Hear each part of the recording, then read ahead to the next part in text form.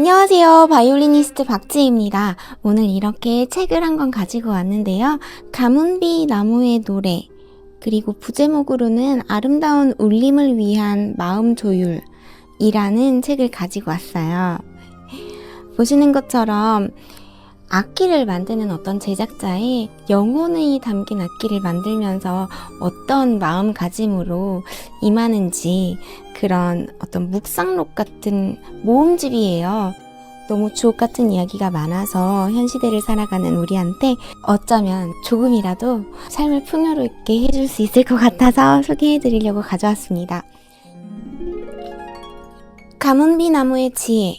고지대에 빼곡히 자라는 나무들은 바이올린 제작자에게 가히 은총입니다. 이런 곳에 고추선 가문비 나무는 아주 위쪽에만 가지가 나 있습니다. 이렇게 시작을 해서요. 어두운 산층에서 살아남기 위해 위쪽 가지들은 빛을 향해 위로 뻗어오르고 빛이 닿지 않는 아래쪽 가지들은 떨어져 나가죠.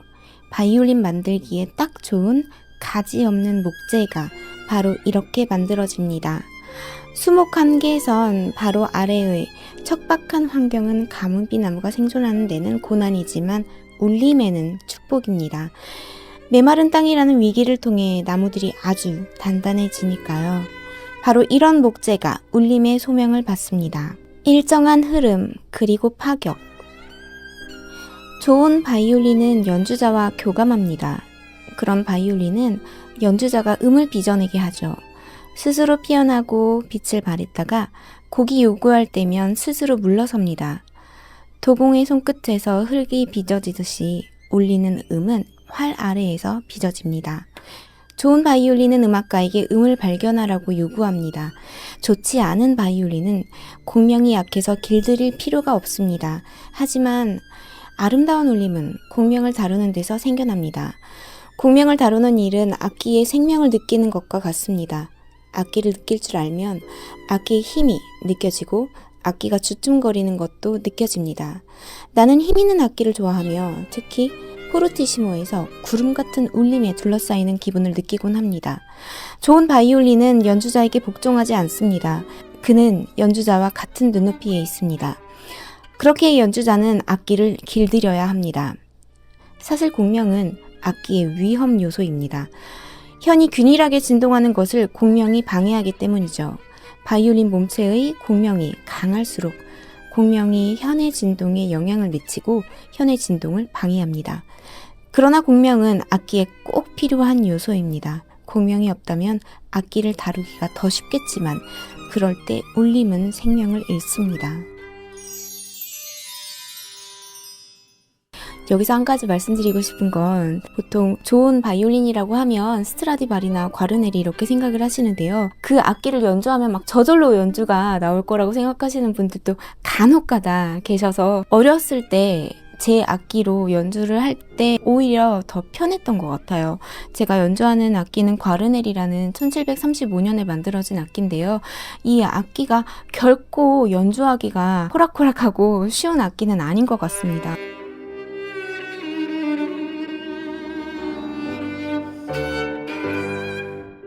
구독, 좋아요, 알림 설정 꼭 부탁드려요. 바이올린 소리를 들으며 인간 영혼의 음색을 생각해 봅니다. 바이올린이 내는 좋은 음의 비결은 모순에 있습니다. 모순이 울림의 입체감을 불어넣거든요. 매력적인 음은 언제나 여러 요소를 지닙니다. 여러 요소를 품지 않은 울림은 단조롭습니다. 조절 가능한 여러 요소가 한데 있을 때 음은 비로소 활기를 얻고 매력을 발산합니다. 다양한 음을 빚어낼 가능성이야말로 좋은 바이올린의 가장 중요한 시금석입니다. 좋은 울림은 입체적입니다. 좋은 음은 공간을 엽니다. 내가 작업실에서 다루어 본 바이올린 중에 특히 인상 깊었던 것은 1721년에 제작된 스트라디바리우스였습니다. 그 바이올린은 절제된 소리에 명확한 선을 가지고 있었습니다. 그리고 입체적 울림으로 공간을 가득 채웠습니다. 열정적이지만 날카롭지 않은 쿰쿰한 지하실처럼 잦아들면서도 끝까지 분간할 수 있는 이런 바이올린은 거친 음을 내도 조잡해지지 않으며 높은 음을 내도 천박해지지 않습니다. 오히려 달콤하고 감각적이죠. 피아니시모는 부드러우면서도 숨이 막힐 것 같고 포르티시모는 외치는 동시에 속삭입니다. 이 같은 모순은 깨지지 않습니다. 울림의 매력은 바로 이런 모순에 있습니다. 따뜻함과 화려함, 확산력과 집중력, 부드러움과 강함, 이런 대립으로 연주되는 울림은 아름답습니다. 화려함과 집중력과 강한 힘이 없으면 음이 뭉뚱하고 맥이 빠집니다. 반대로 따뜻함과 확산력과 부드러움이 없다면 음이 날카롭고 거슬리겠죠. 약간의 이것, 약간의 저것이 비굴하게 섞이는 것이 아닙니다. 좋은 울림에는 언제나 대립적인 특성이 함께 있습니다. 혹시 삶이 너무 한쪽으로만 치우쳐 있지는 않은가요? 모순 없는 삶은 얼마나 편협하고 얼마나 생기없고 얼마나 자기적이고 얼마나 밋밋할는지요.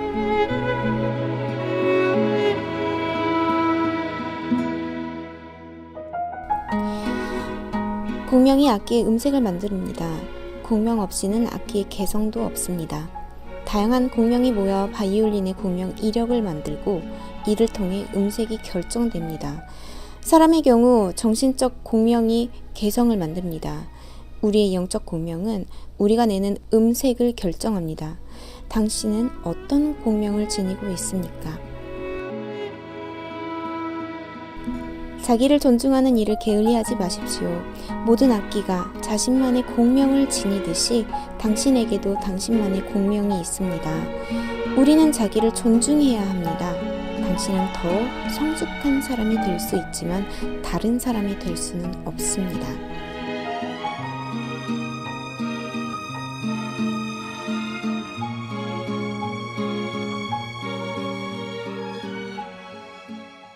바이올린과 사랑에 빠지는 시간, 메타 바이올린.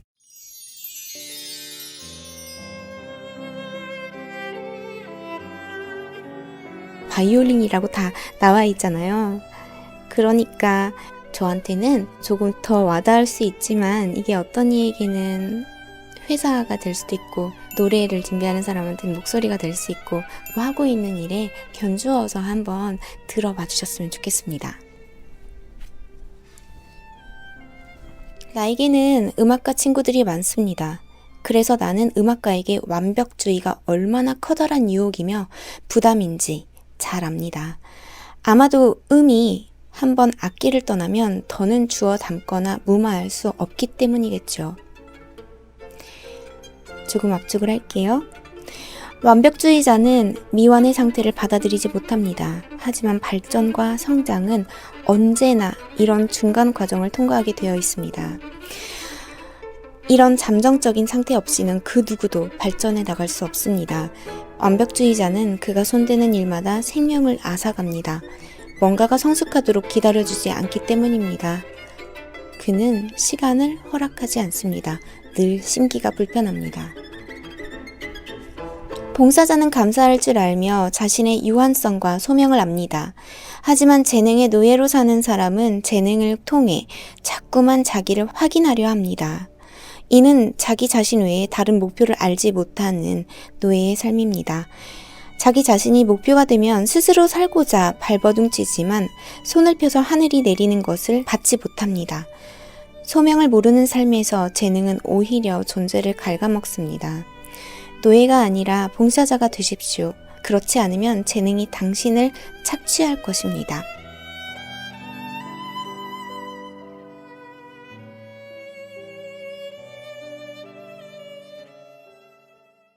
구독은 사랑이에요.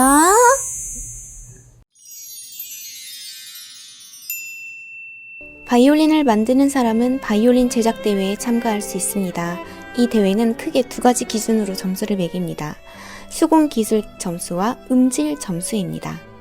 바이올린 장인들이 수공기술을 심사하고 음악가들이 음질을 심사합니다. 음악가들은 당연히 완벽한 형태보다는 음에 관심을 둡니다. 형태는 완벽하지만 알량하고 힘 없는 음이 나는 바이올린도 있습니다. 흠잡을 데 없는 형태로 만들려다 보니 그런 음이 나는 것이지요. 형태를 아름답게 하는 데만 치중하면 안 됩니다. 신은 우리 마음을 봅니다. 좋은 바이올린에게는 개성이 중요합니다. 바이올린이 가진 카리스마가 중요합니다. 바이올린이 완벽한 형태를 통해 우아한 울림에 이르는 것이 아니듯 인간도 완벽할 때 우아한 울림을 내는 것이 아닙니다. 자기 삶에 주어진 개성을 살릴 때 좋은 울림이 납니다. 두려움은 우리에게서 그런 삶을 살게 할 용기를 앗아갑니다. 개성을 앗아갑니다. 3일, 이상을 실현하는 것으로 자기 가치를 판단하는 사람은 현실에서 좌절할 수밖에 없습니다.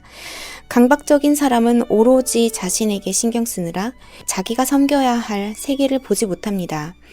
자신을 중요하게 여길수록 우리는 민감해지고 민감할수록 더 상처를 받습니다.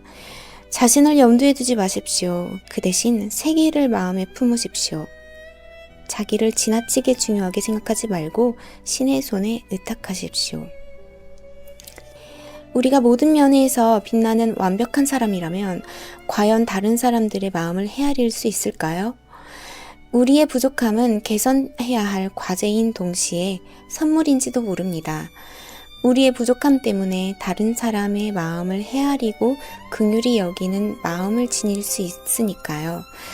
그런 마음은 어떤 성공보다 중요합니다. 그런 마음이 바로 하나님의 마음이기 때문입니다.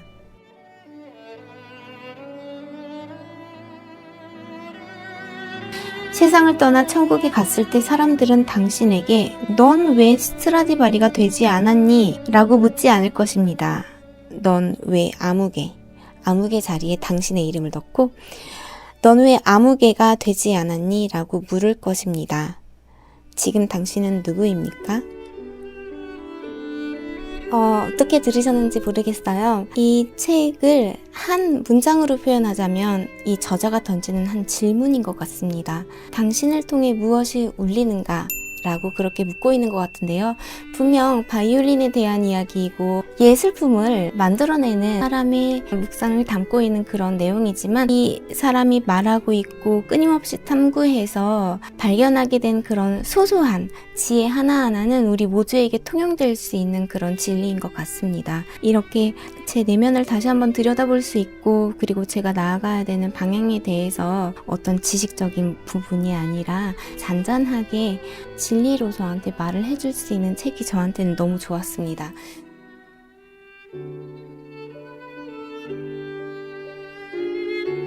오늘은 이렇게 화면까지 보이는 책 읽기 영상을 한번 찍어 보았습니다. 어떻게 생각하시는지 꼭 코멘트 주시면 나아갈 방향을 알 수 있을 것 같고요. 또 발전시키고 업그레이드 하는데 도움이 될 것 같습니다. 월 말에 이런 악기 연주나 테크닉이나 독일 유학에 대해서 미국 유학에 대해서 공부 방향 진로에 대해서 궁금사항을 모아서 월말에 한 번씩이라도 Q&A 식으로 답변을 해드리려고 해요. 그러니까 만약에 궁금한 점 있으시면 아래에 적어 놓을 테니까 글을 좀 올려주시던지 바로 아래 댓글로 남겨주시던지 잘 도와서 좋은 정보 알려드릴 수 있으면 꼭 그렇게 하도록 하겠습니다. 앞으로도 좋은 영상 올리려고 노력할 테니까 많이 방문해 주시고 언제 새로운 영상이 올라오는지 아시려면 구독해 주시면 좋을 것 같아요.